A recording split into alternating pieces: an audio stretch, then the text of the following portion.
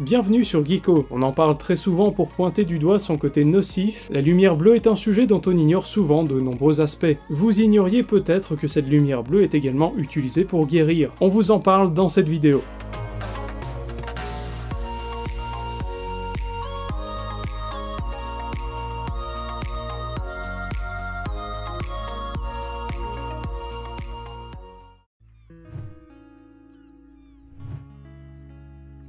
Si on aborde souvent ses conséquences sur les yeux ou le sommeil, notre peau est également impactée par ces effets. La lumière bleue est en réalité très proche des rayons UV. Elle en possède donc certains aspects néfastes. Elle pénètre aussi la peau plus facilement que le reste du spectre de la lumière visible. Une exposition prolongée aux écrans peut causer les mêmes problèmes qu'une exposition au soleil, comme le vieillissement prématuré ou autres taches. Bien sûr, pas besoin de mettre de la crème solaire lorsqu'on utilise les écrans, mais il faut tout de même garder en tête qu'ils peuvent être mauvais pour la santé s'ils sont utilisés excessivement.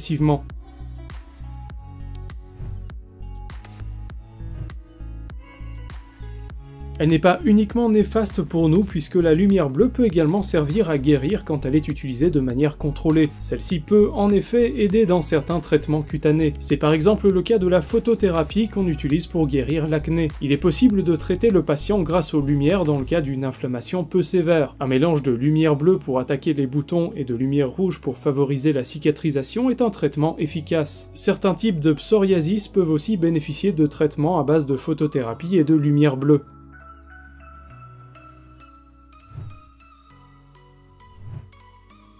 C'est bel et bien à cause de cette lumière bleue que le ciel porte cette couleur. La lumière est composée de rayons qui possèdent des fréquences différentes. La lumière bleue est caractérisée par des rayons ayant une longueur d'onde plus courte que le reste du spectre visible. Celle-ci a tendance à se disperser beaucoup plus facilement au contact des molécules d'air et d'eau quand elle entre dans l'atmosphère. C'est pour ça que quand il n'y a pas de nuages, on observe un ciel bleu caractéristique de la dispersion des rayons lumineux correspondant à la fréquence de la lumière bleue.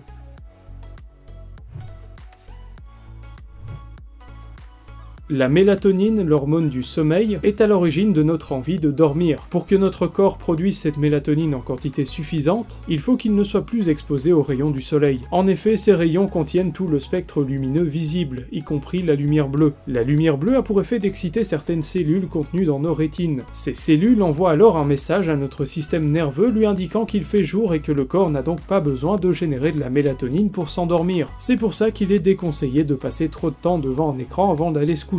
Ces effets peuvent être réduits grâce à l'utilisation de lunettes anti-lumière bleue et de filtres sur les écrans.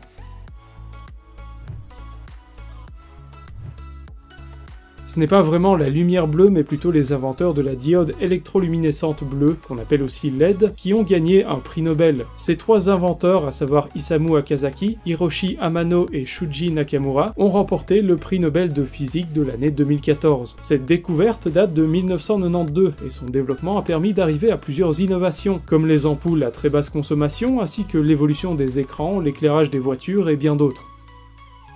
Merci d'avoir regardé cette vidéo jusqu'au bout. Si vous avez aimé, n'hésitez pas à laisser un pouce vers le haut, à partager, à vous abonner à la chaîne pour ne pas manquer les prochaines vidéos, et dites-nous aussi dans les commentaires ce que vous pensez du sujet.